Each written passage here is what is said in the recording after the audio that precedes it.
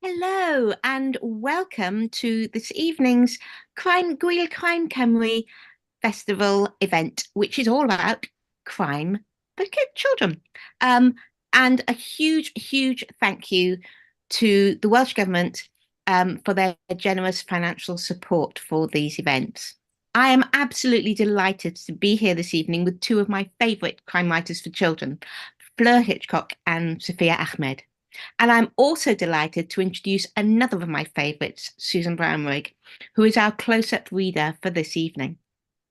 Susan's work, like my own, is set in the 1930s, but she focuses on Blackpool, not Paris, where her adventurous Gracie Fairshore tracks down missing hotel guests and stolen film reels.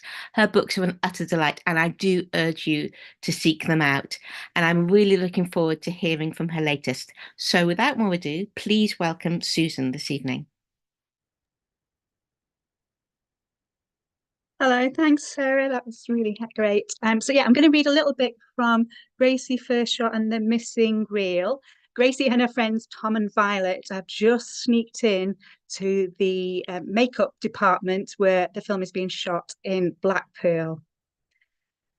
Gracie began to tell her friends all about the missing reel. Do you think someone has taken it on purpose? Asked Violet, looking through a box of accessories.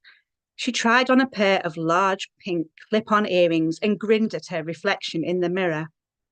I don't know yet. I'm going to try and find out, though, said Gracie. It'll make a cracking story for the Gazette, agreed Tom, inspecting a wooden head with a bright yellow headscarf on it. Violet held up a zigzag hair slide. Is this Sally's? Nah, Sally's has real diamonds, said Tom, picking up a fake moustache and holding it under his nose. And she wears it all the time. She was given it when she signed with Filed Films. She wouldn't leave it in the trailer. That's probably one of those cheap imitations they churn out for fans. There must be 100 Sally products. Sally soap, Sally compact mirrors, Sally hairbrushes, Sally talcum powder. She must make a pretty penny from all those advertising deals. Violet put the slide on the tabletop next to a camera. She picked it up and pointed it at Gracie. Say cheese. There was a knock on the door. Are you in there? Called a young male voice. They all slid out of their chairs and crouched down. The handle rattled. What are you playing at? Unlock the door. We'll be in big trouble if they catch us in here, said Gracie, grimacing. They all crawled along the floor and hid under the window. Gracie peeped out. He's going away. The man had blonde hair and wore a white polo shirt and baggy beige trousers. His arms were golden with tan. Could it be Finsbury Ealing? We should sneak out the back while we can. Violet and Tom nodded. They all shuffled on their knees to the door.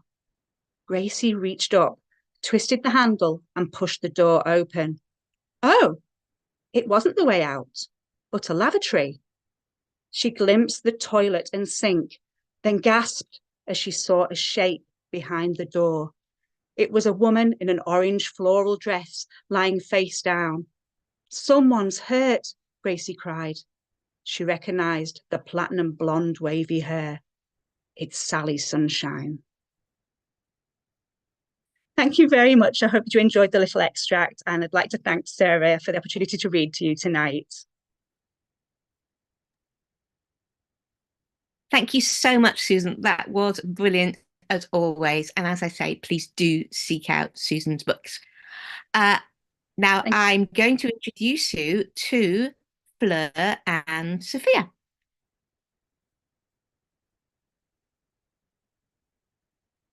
Hello, hello both. Hello, good evening. Hello. I'm just waiting for Sufiya to join us. Fleur Hitchcock has worked as a shop assistant, a dinner lady, and a curator. She now works as a children's bookseller and lives in the West Country. Dubbed as writing thrillers for beginners by the Sunday Times, she continues to keep her readers on the absolute edges of their seats with exciting plots that are packed with more than mild peril.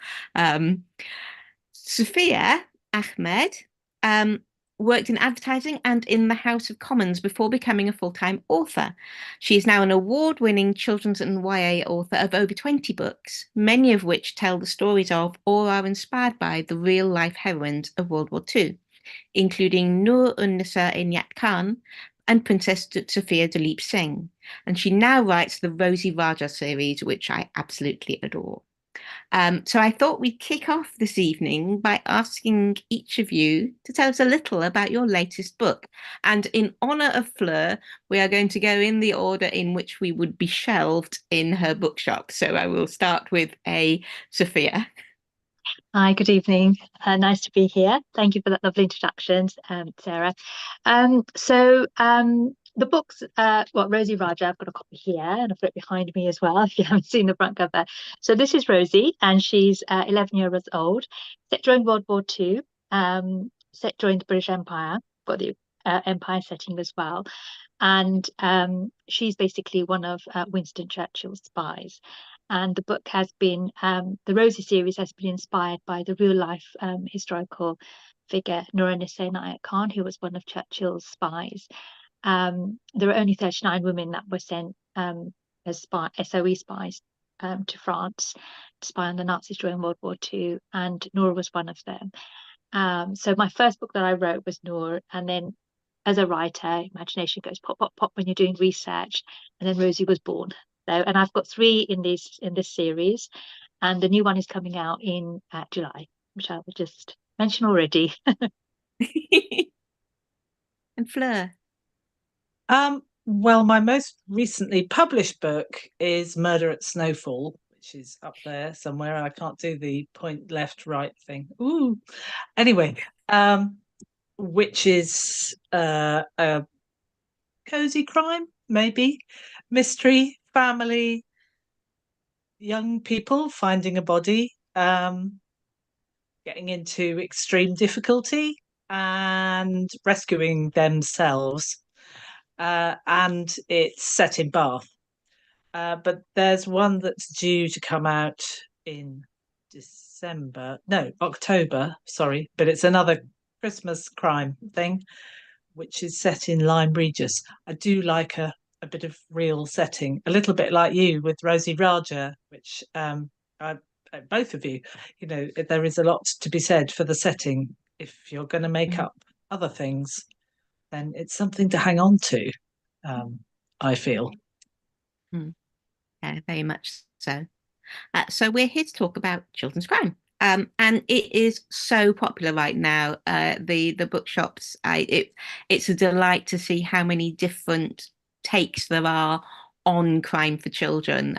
So many different eras being covered, and also, as speaking of somebody for whom one of her detectives is a cat, it's nice to see not just the humans getting their hand in. People talk of a golden age of crime literature. Do we think we're seeing a golden age of children's crime? I think there's a lot of it. I think that some of it is better than others, but I think there's more of it than there's ever been before. So in a sense, yes, we are seeing a golden age. I would say that it's still an immensely difficult thing to do well, because you are writing about a subject that most parents don't think is suitable for their children, i.e. murder will happen. And there is a great difference between murder in a book and real murder.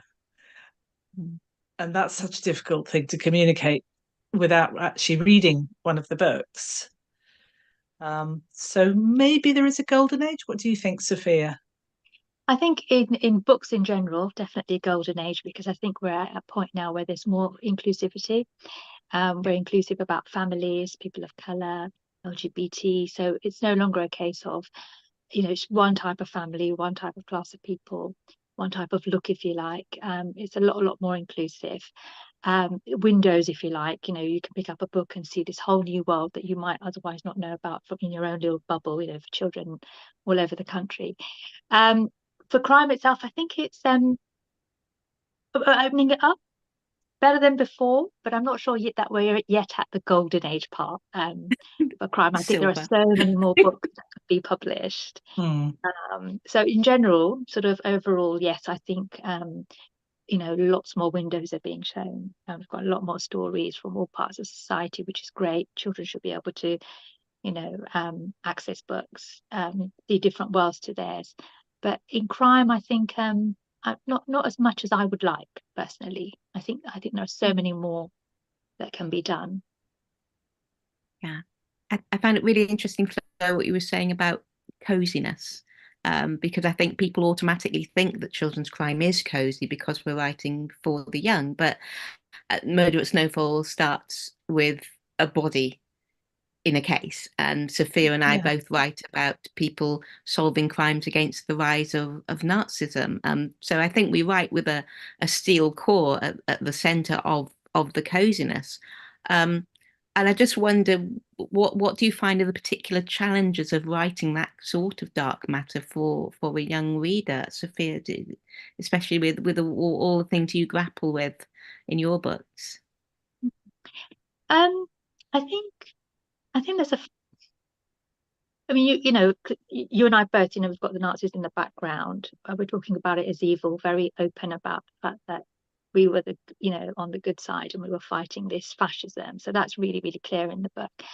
But I think from my experience with schools, they're teaching World War II in year 5, year 6. So the children are already aware of, how Nazis are portrayed. They already sort of get that understanding. In terms of I haven't really included sort of outright death, bodies. It's all kind of hinted at. And yes, I haven't yet done that. It's the body might be in another room, somebody might have been killed somewhere, alluded to, but not directly as Fleur would have it, where you begin with a body in chapter 1, hooking your reader in straight away. Same. My debts are definitely off screen, but Fleur, Yeah. you're grappling head on with some very dark material.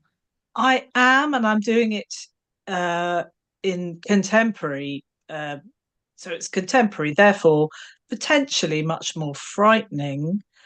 But I think that the darkness that you're up against is so much greater, because mine is just like a bad individual or maybe a bad gang.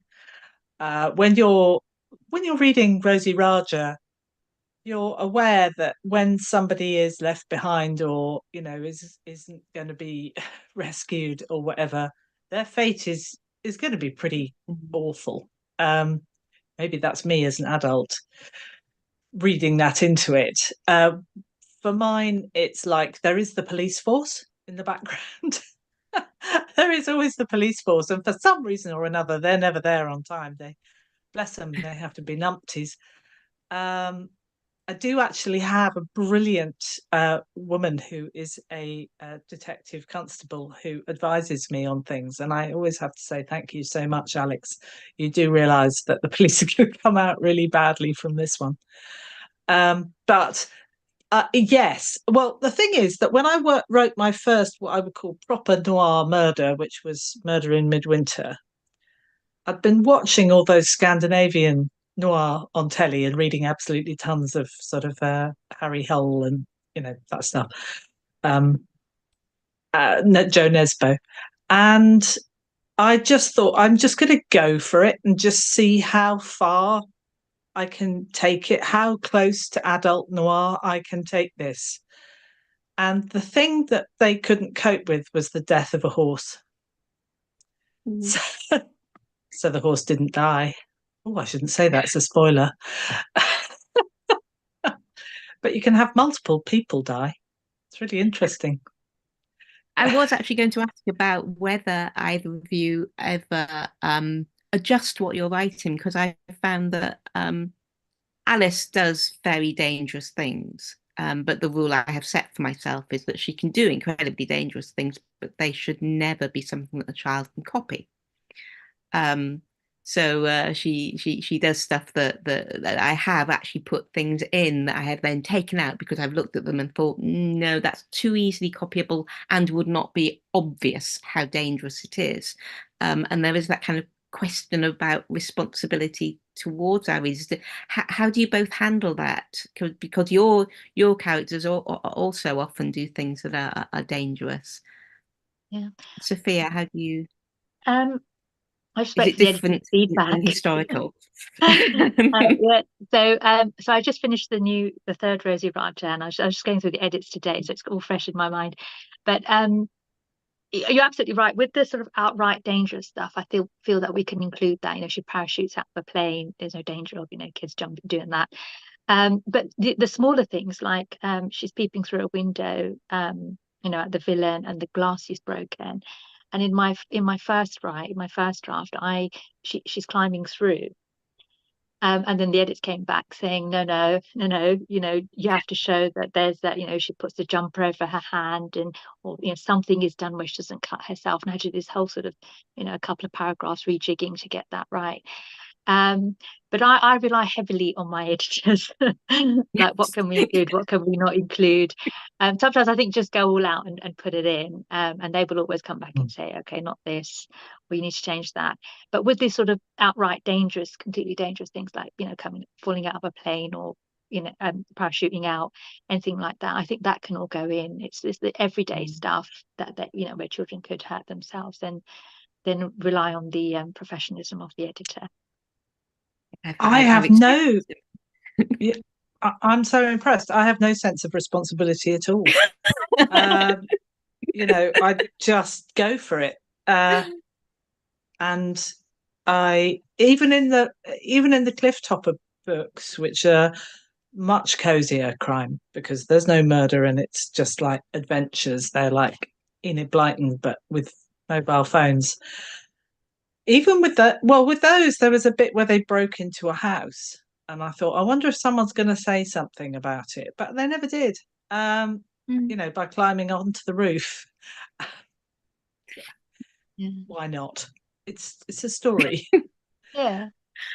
I got away a lot with Max because he's a cat, and cats can get up to all sorts. Yeah, of course. No. Oh, but your Alice, like, she jumps carriages, isn't she, in one of your? She does, but it would be impossible for a child to do. But it is again the simpler but easier but not obviously dangerous things that I did find myself adjusting.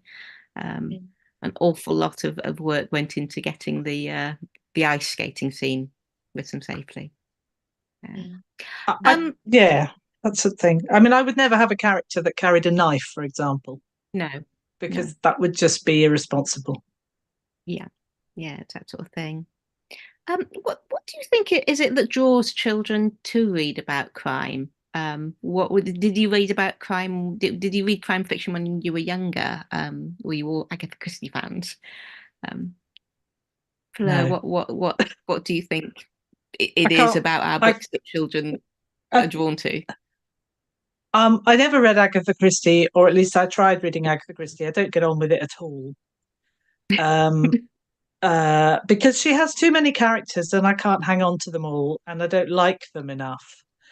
And so I picked up Dick Francis when I was 11 because it had a horse on the cover, and I liked horses.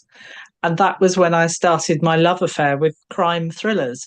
And then I moved on to like sort of Dashiell Hammett and all the American noir. So I really never did all that English cozy crime.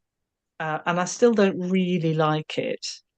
So Scandi noir is great.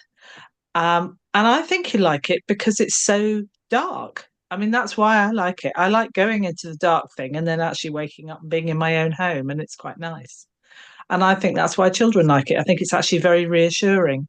So when people go, oh, no, it's going to be too scary for them, I actually think it's a really brilliant opportunity to confront the scary things in life and then have them resolve. And I think that's why everybody watches crime fiction on telly. What do you think, Sufiya? What did you read? I borrowed all my books from the public library, and they had the usual ones. I mean, I read all the famous five, Secret Seven, the Blyton stuff. And then I moved on to Nancy Drew. Which actually was, I think I read loads and loads of those, which I really enjoyed. So it was whatever was available in the library, and there was those were the ones that were available. So those ones I was reading. Yeah, so more not like yeah, nothing, not the Scandi stuff. No, I don't think it was in my library, in my No. public library. Yeah. It was always a puzzle for me. I love a good puzzle, Yeah. which What is why I about you, think I was. Sarah? I love puzzles. I've always loved puzzles. So I think that's what drew me to crime fiction. And I think that's possibly why I do quite like in Agatha Christie the short stories more than the full novels. It's that kind of unpacking of the puzzle at the heart of it. I think that's the point. I think they are actually almost two different genres, which Mm. fit together, which is, is the puzzle half and the noir half, or the thriller and the puzzle. And the best ones probably are a mix of both. But the puzzle or the noir can both be too overwhelming for some readers. But were you a massive Agatha Christie fan, Sarah? I did, yeah, I do love. I'm a big Miss Marple fan. I was Joan Hickson was my world when I was young. But what I love about both of your books is the adventure and the amount of adventure that you get into them, and also the character. You both have these kind of really strong characters who. I think it's really important for children that the child character is the one solving the mystery, solving the plot. And in all of our books, I think sometimes we have to kind of cleverly get the grown-ups out of the way in some way. I mean, for Rhodey, her dad is always there, but you skillfully manage to kind of get her to have her own adventure, and Fleur, your police or on the edge, trying not quite solving the mystery so the children can. And I think that's really important. And I was just wondering, I've kind of lost my thread here by saying how much I love your books. I've got into that instead. I guess what I'm wondering is what comes first for you? Is it plot and puzzle, or is it character? Where do you start when you write? And especially when you're starting a new series, do you start with the character, or do you start with the plot? Um, Sufiya, for you, was it character because of Rosie's connection to Noor? Yeah, absolutely it was. I mean, the whole creation of Rosie was, because of Noor. Um, the real life historical figure, and I thought to myself, I'm going to make a character that's about 11 years old who sees and the reader will see the war through that child's eyes, the 11-year-old's eyes. And also because of the work that I do around sort of the shared history, wanting to bring in the contributions made by people of color in the world wars. It was important to have that whole sort of context and background, and include in Rosie's personality and everything about her that she was this, her father's English and her mother's Indian, and she's this mixed race child who was sort of the character. I mean, she's sort of struggling between the two identities as well, if you like, trying to belong in Britain, but she's grown up in India. So I wanted to include all of that as well as a background to her. So definitely it was all about the character.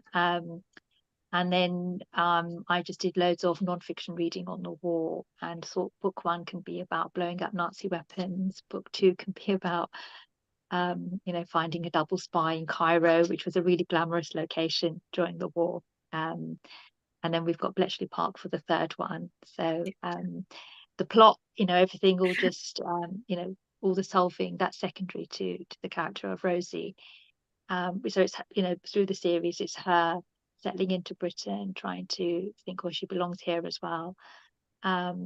Which is kind of like, I mean, I've had this kind of feedback from sort of readers of color that they get, her being having a foot in two worlds, which most people of colour, British people, will tell you that it's, this other identity, two identities that we're always constantly, I'm not going to say struggle, that we're always sort of moving between, if you like.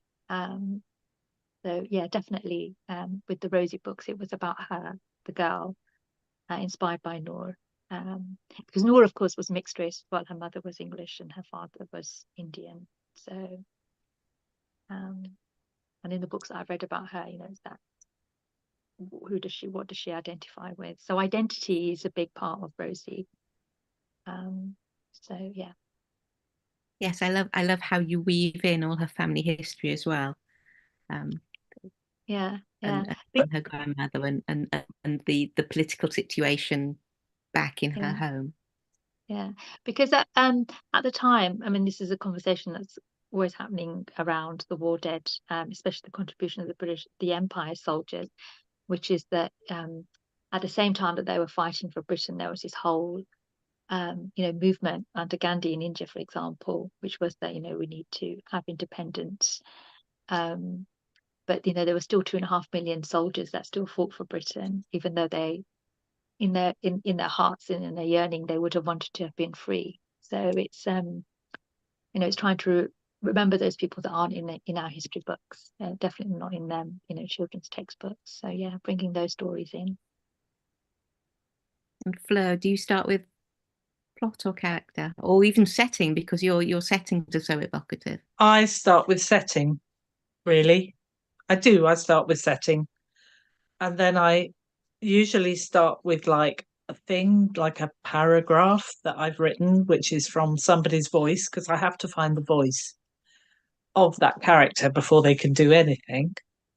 And then I suppose I do think about plot, but I'm very bad at plotting.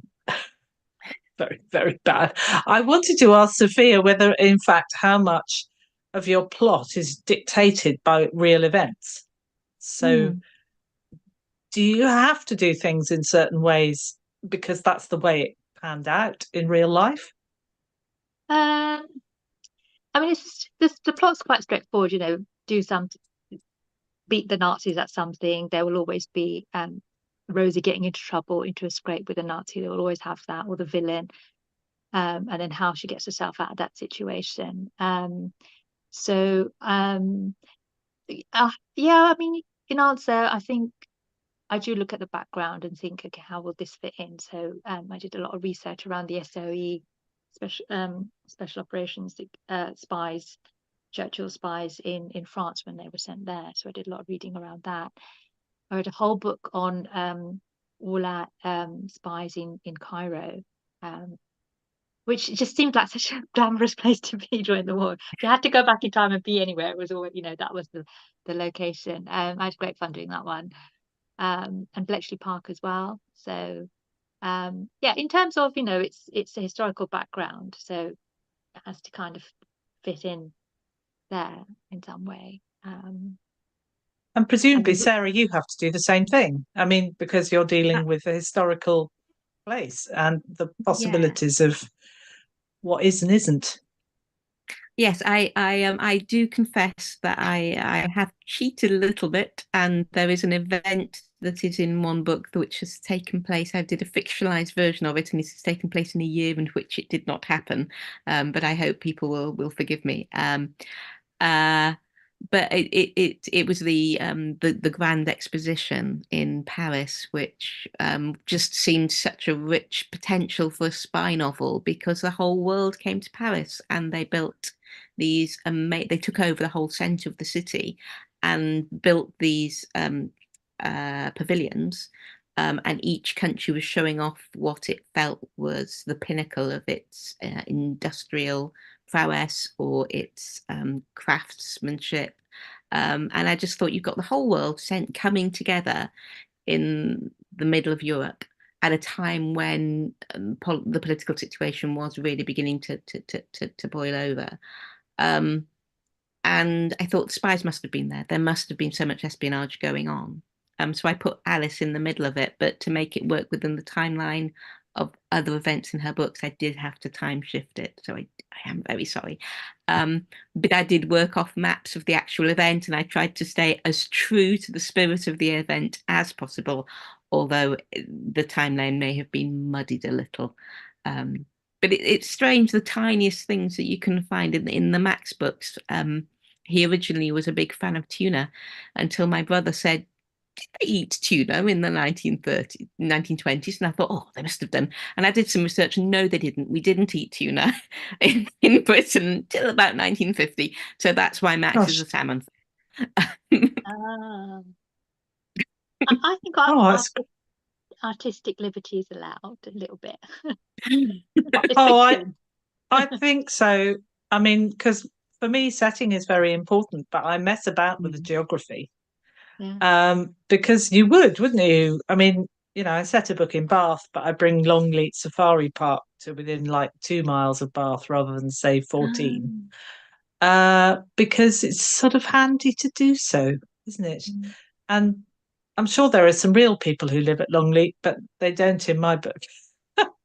So, Fleur, do you get people writing to you saying this isn't correct? I'm glad to say I don't, because people are funny. It's like they recognise the bits that they recognise, but they're not that bothered by the fact that they don't connect up properly.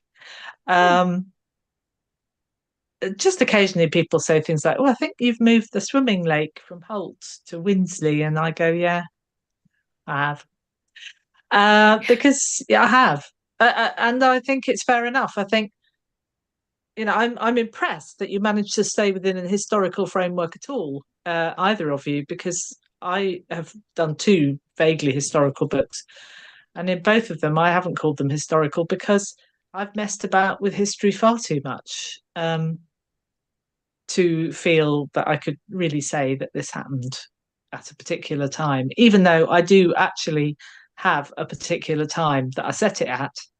I'm just not sure, enough. So I worry about the historical detail. I totally believe your historical detail, both of you, when you write things. I've got it. Gosh, that's exactly what happened. And did you know there was a spy called Rosie Raja? Because I believe in it. I once had Sufiya's is much. I once had a message from someone, a mum, who said, I've Googled Rosie and I can't find her anywhere. I found Nor, but I can't find Rosie. You had to write back saying she's fictional. I made her up. But I think it was because the Nor book had come out first. And obviously, I was always talking about she's a real life historical figure. We should know her story. I think people just assume that Rosie. And then also, I made this big case about there are all these historical figures. We should know their stories. Why don't we know them? Let's write about them. And then it was like, I can't find anything on Google about Rosie. Brilliant. Goodness. I'm always in awe of how much history you pack into your books, Sufiya. I think I've learned an awful lot just from reading Rosie and then going off to read the stories that they inspire. And I think that's part of what the beauty of historical fiction is. It should inspire us to be more interested in the past, even if we're telling a fictionalized version of it. I mean, it's clear that you do a lot of research, and Fleur, you talked about talking to you've got a member of the police that you get all your detail. Well, she's rather fabulous. But yes, I mean, I'll say to her, should it be a DCI or a DI or what should it be? And then she'll ring me back, talk me through it, and I'll generally feel that I probably still don't really know which one it should be, but I have at least been informed, and I've discovered, I have discovered that detective constables could do a lot more than you would think they could. And she is very handy. I have watched more police procedurals than is good for a person, and some of it I think is probably hogwash, but not all of it. And it's I mean, actually, the police have a good. They you can actually look up a lot of the things you want to know, because they do probably labour under a lot of misapprehension from the public, because we've all watched far too much telly and assume far too much about how it's all going to work.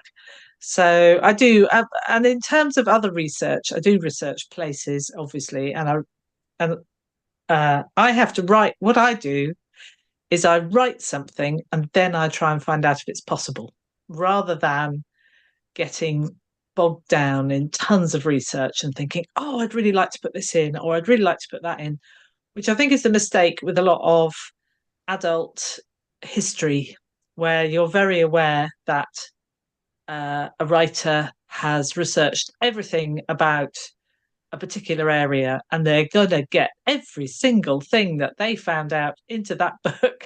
And you're going to have to read about it. And you're thinking, but what happened to the story? Yeah. The story's disappeared, because the story has to come first. Sufiya, I can imagine that's going to be a challenge for you with Bletchley, because there's so much that you could put in there. Have you, can you tell us anything about your research so far with Bletchley? Have you been? I have, yes, I've been, and I've got pictures, and I've done this whole promotion on my Twitter about it. Guess where this place is? So yeah, I didn't, to tell you the truth, I've kept it quite. I mean, it's set there, but it doesn't go in. Her father is the with the cover story as a professor mathematician who's doing his code breaking and working with, Turing sort of Alan Turing makes a cameo in it. But it's still really a spy story. It's still about finding, the infiltrator, the Nazi who has infiltrated, and the bombing that's going to come if they don't stop it in time. I've not gone into too much detail. I'd agree with Fleur, because if you do too much, you do lose the story a bit, and it's it's an action adventure. I found what my focus really is more on all the decoding that she does, which I find is so popular with the children. They love that. I put quite a bit in the first book, and then it was, that's what was getting the boys to pick it up. I wanted to read it and wanted to read the next one. It was like, how can we be spies? How can we do secret codes? So in the Bletchley Park, it's more about, how can you do a paper version of the Enigma machine? It's more about that rather than all the detail. I think the only character is only Alan Turing. There's I haven't included anybody else from that period, and he just sort of does a walk on part. Yeah, because otherwise you do lose the story. I mean, you're tempted to put in a lot, but you still think, okay, I've only got 40,000 words that I'm allowed to do, and I need her to make this journey from here to there. In between, have obstacles. In between, things go wrong. Red herrings. How are we going to get to the end? And I try to focus on that. Yeah. Do you do masses of research, Sarah? I mean, do you get to go to Paris?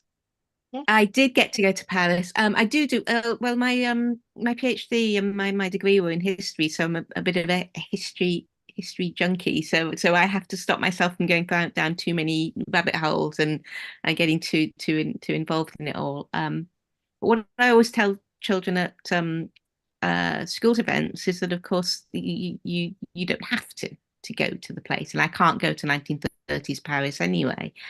So I've learned an awful lot from old maps. There's a lot of video on YouTube of some of the events that I'm describing. Because I think it's important to not sort of set children up to believe that you have to be able to go on fancy trips in order to write. Yeah. So I do always tell them about research that you can do in your local library, and libraries are wonderful, wonderful places, and we should be supporting them. Gets off soapbox. And huge amounts, actually, by just, as you say, Googling. I get vast amounts. I mean, if I can go and visit Lyme Regis and walk up and down the seafront and get the whiff of whatever, that's fabulous. But there's also a webcam, which is live. I can watch the boats come and go, and I can watch the tide. And it's like, this has been quite handy, actually. Watching people walking around thinking, oh, that's what they wear. But when I did Mouse Heart, similar. yeah, exactly. when I wrote Mouse Heart, it was during the pandemic. I couldn't go anywhere anyway, so everything had to be researched online. So I looked at a lot of maps of Bristol, a lot, um, and but again, only after I knew what I was doing with the story, and then tried to make the facts fit what I wanted to say. Oh, I also find that I just watch a lot of movies. There's no shortage of World War II movies, just for the setting, to the clothes, the hairstyles, just the little things that you would want to use in your description. Just watch World War II movies. Because before you watch it, you think, oh God, it's such a different time, and how am I going to describe it? And then you watch it, it's only really 80 years ago, and it didn't look that different. True. Yeah, I think film can be very helpful. You were talking about the structure, Sufiya, and the plotting. And I wonder how I'm interested in how people do structure, whether you structure to begin with. I was talking to one member of Crime Cymru who doesn't actually know who done it until they get to the end of their book, and in actual fact had written 4 different endings and worked out which one the half was doing. Are you a strict plotter, or do you is it a little bit more kind of organic? No, it's not organic at all. It is from the start, completely mapped out. I think more so because the Rosie books, I didn't write them and they didn't go to my agent didn't sell them. They were all commissioned. So I had to actually do a synopsis for the editor before I started writing. So we just sold it on the idea, the first 2, and then she was like, well, just so that we're, everything's that she was okay with everything. I just did a detailed synopsis and then stuck to those chapter by chapter. But with the edits, it does change a little bit. There might, because it's just a fresh pair of eyes, and saying, maybe change that a little bit or change that. But I stick to it. Otherwise, I would go off on all sorts of tangents, and it would never finish. I think, oh, let me include this or let me include that. So I have to be really, really strict with it. And like, I don't know about either of you two, but I hate reading my books again. I won't touch them. I will only read the chapter that I read in a school visit, because if I were to reread my books, it just sends me down this whole sort of, oh my God, I could have done this better. I could have included that. I should have done this to the character, So I'm just sort of like terrified to read my own books again. And I only stick to the chapters I have to read in a class, in a school visit. So yeah. I once got stuck on a train where there was nothing to read and I had no power on my phone.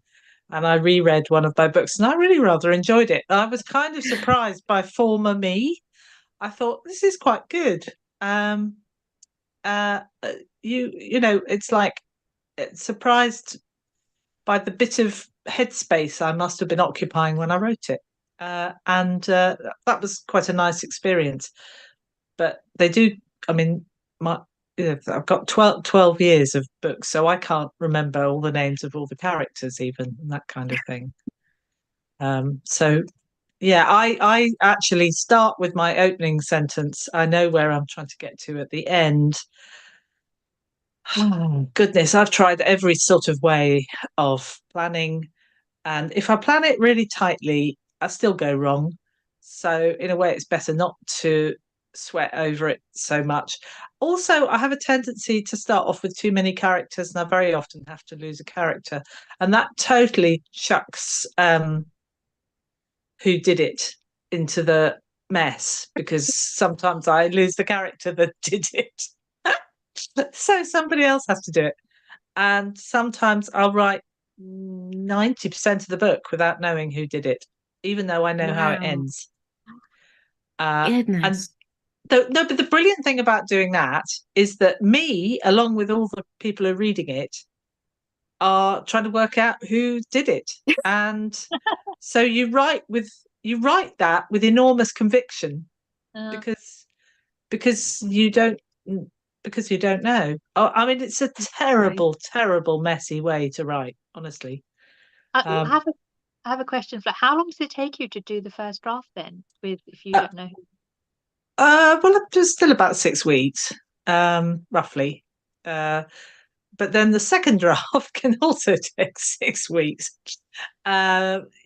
Sometimes it's quite quick and I kind of feel I know what I'm doing, and other times it's like just sort of wallow rather, and because I'm still waiting for that moment where the person that did it, their motivation is going to come fully clear to me.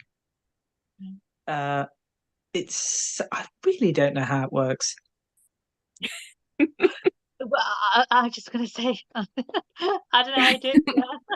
I would tear my hair out if I had to work like that.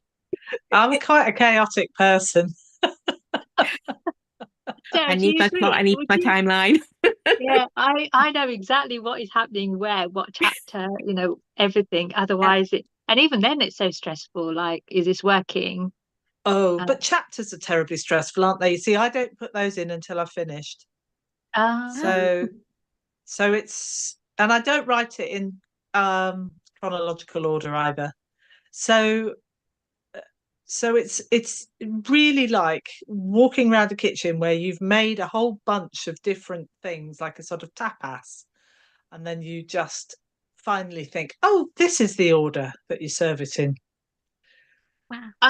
I know what you mean about not having to write in order, because I sometimes do my turning point chapters first, or the big scenes first, because it's so fresh in your mind, because you're thinking about it for so long, because you have to get that whole sort of characterization and the scene setting right. So I sometimes do that, maybe chapter 20 or 5 chapters from the end, do those, and then everything else sort of works around that. But I still know the order. It's still a big map on my wall. Yes. I wish. Goodness. Actually, I wish. What about you, Sarah? How do you do it? I am a plotter. I have my big sheet that's got who's in which chapter and what they're doing and what they're finding out and what the clues are, and it's a big grid. And then it still deviates from that, but I have to have my grid away. How long does it take either of you to write that first draft? Probably about 12 weeks. I hate first draft. I love edit. I hate first draft. 12 weeks?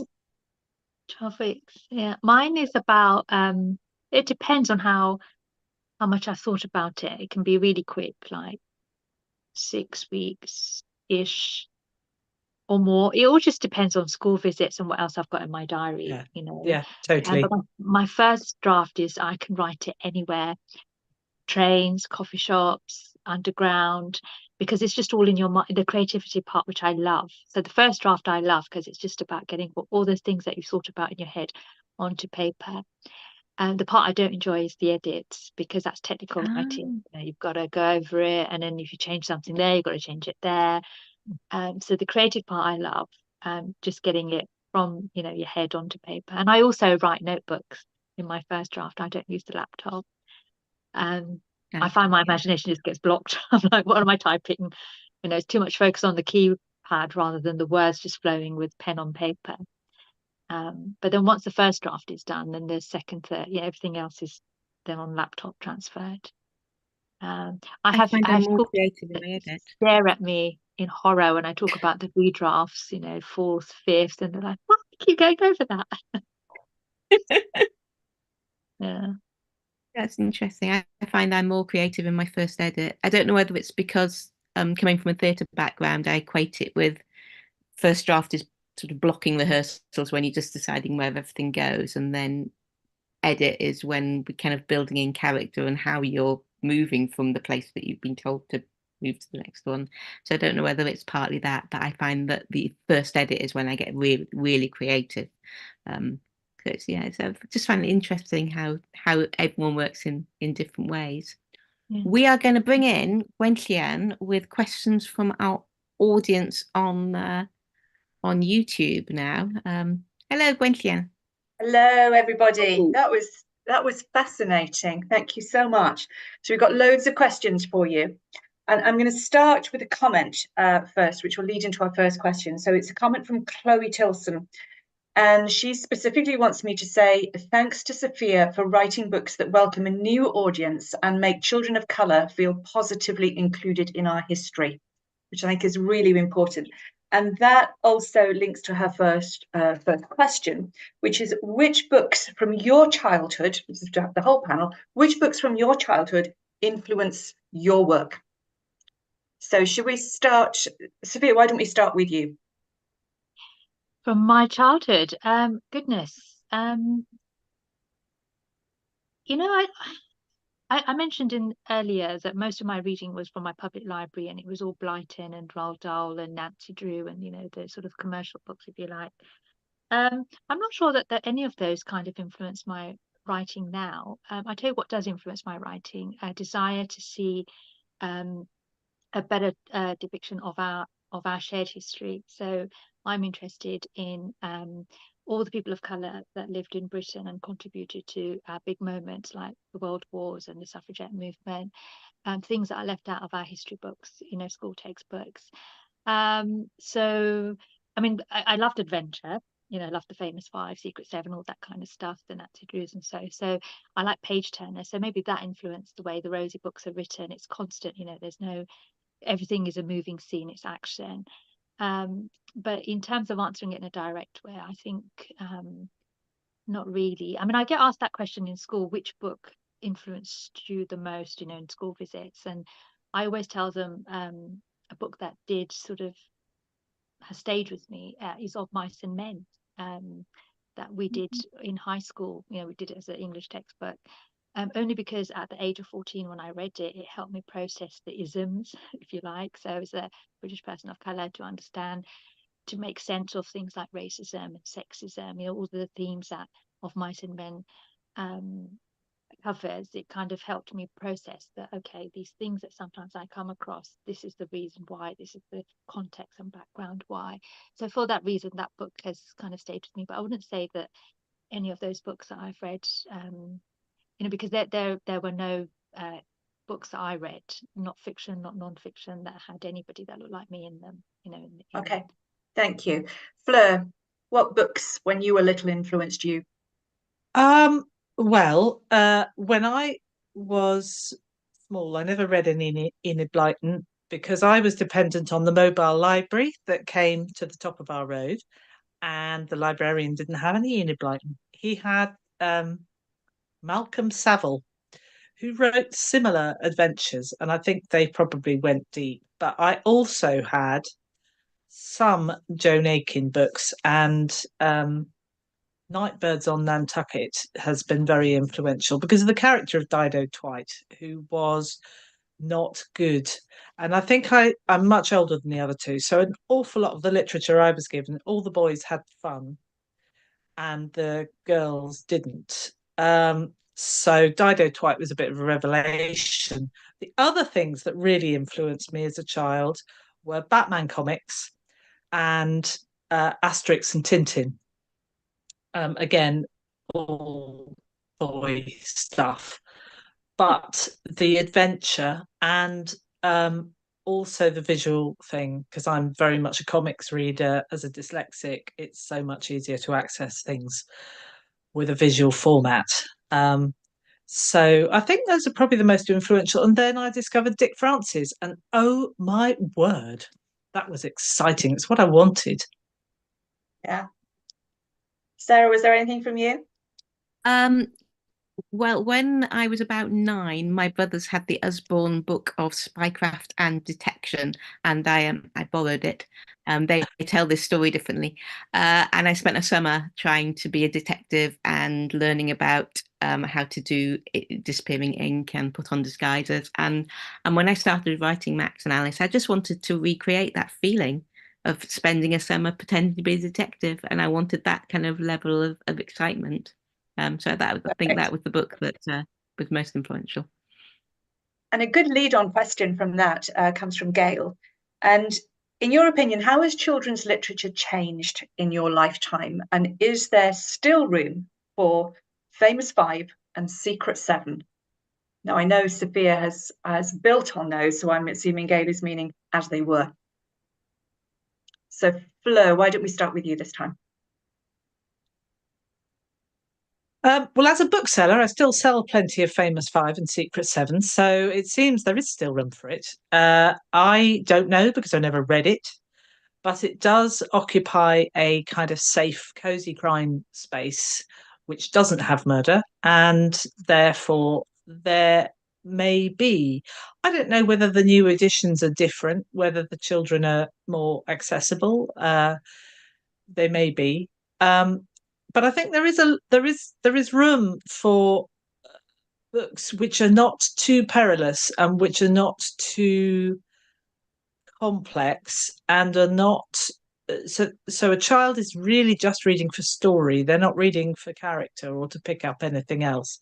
I think that's that children need those very straightforward narratives, and because they need to be hooked and they need to be dragged through. And something in Secret Seven, Famous Five, obviously allows children to identify with those kids. I don't know because I haven't read it, but I mean, I suspect it will always be the case. We have always told stories, and Enid Blyton must have been a good storyteller.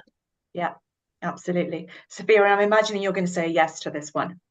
Yes, and I should also add that I actually write the new Famous Fives with Hachette. So, Yes. so I haven't done the rewrites of hers, but with the Famous Five, the 5 to 7 age group illustrated ones, I've written 6 of them, and they're the 5 are detectives. So I should mention that. Yeah, I think so. I think that they sell so well. And the ones that I do, and then of course they're a hook into her older ones, and I think it's just it's sort of like timeless for children because there are no parents there. They have agency. They do all the sewing, and those kind of stories will always be popular. So I think that's one of the reasons why her books still sell, and of course you've got that nostalgia as well. Yes. Adults want to buy for the books that they read for their children, but they have all been updated. All the ones that are being sold, her original ones, and of course my new ones. They're inclusive. They show the Britain that we have today. Okay, perfect. And talking of being long lasting, Laura is asking, are there any of your books that you would love to see as a TV series or a film? So, Sarah, why don't you kick us off with that one? I would love to see. I'd love to see Little Max. It was so cute. My problem is that I keep writing things that are too expensive to film because they have cats in or they are historical, both of which are very expensive. But Little Max is a little fluffy cat in investigating crime. That will be fun. Okay, sounds like a good idea. I'd go to Disney. Fleur, which of yours? Oh, I'd like to see The Boy Who Flew as a movie because I think I wrote it thinking, I see my books as I write them, and I'd love to see that. It'd be great. Okay, Sufiya? I would, yes. I'm not going to say no to a producer. I think Netflix, Amazon should all line up. And I will pitch them if they like. They learn about World War II in schools. Put it on TV. Yes. Yeah. Okay. So the next question is from Alice. And what do you think of what you call crossover books? So those books that appear to be applicable, not appear to be, they are read by both adults and by children. So she gave the example of The Boy in the Striped Pajamas. So not a crime, but it crossed over those age boundaries. What do you think of those? And Fleur, can I start with you? Oh, how long have you got? I have not long, I'm afraid.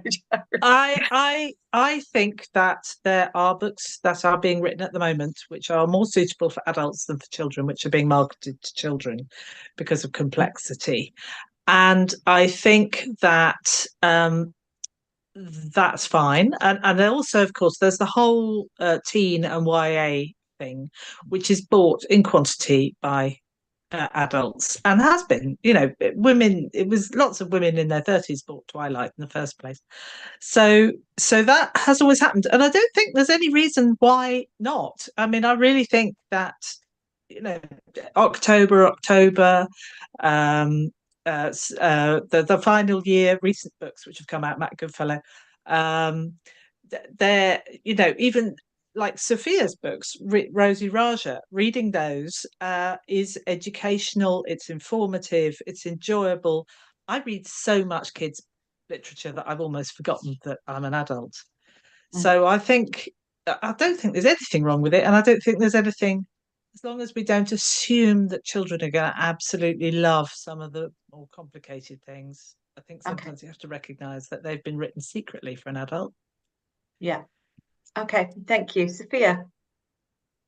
Yeah, I mean, my first book was my first YA book, did the crossover. It was a book on forced marriage, and we had loads of, you know, I know that it was selling to women, you know, because I was getting emails saying they enjoyed it or whatever, or they'd never known about it. So, so YA definitely does that crossover. I think with the children's, with the middle grade, I think those are the books that are then selected as class reads because they can then be used for discussion. So maybe that's why the publishers are doing them. You know, it becomes the book that has the backup with the, you know, the lesson notes, and then so those are the ones that they hope will be class reads, and lots of schools will buy them, and then hopefully they'll make it onto the curriculum. I don't know if that's the plan behind it, but yeah, some of those books I think do need that added discussion, maybe. I don't know. Okay, all right. Sarah, what are your thoughts on crossover? I think books are books are books. I love, just like Fleur, I read so much children's fiction because things happen. It's great, which is possibly why I read a lot of crime, because things happen. It's not just lots of emotions. They're fun and they're adventurous. Have we got time for one more question? If it's super quick, otherwise I'll get super quick. So I'm just going to ask you to do one thing. I'm going to go to the last question, which is by Caroline. What's the hardest thing about writing for children? The one hardest thing you find? So let's go, Sufiya. Hardest thing, simplifying history. Right. Thank you. Fleur. Brevity, really. Brevity. Thank you. Sarah. Yeah, I'd go with brevity too. Yeah. Brevity. Okay. All right. Sarah, I'm going to pass back to you to close us down. Thanks so much for answering those questions. Thank you. Thank you to everyone who's joined us online tonight. Don't forget there are still more sessions to come, both tonight and for the rest of the festival. And all it leaves me to do is to say a huge thank you to Susan for being our close-up reader, and to Fleur and Sufiya for such a fascinating discussion this evening. And please do go out and read their books, because all three of them are absolutely amazing writers, and it's been an absolute pleasure to spend this evening with them. Thank you very much. Good night.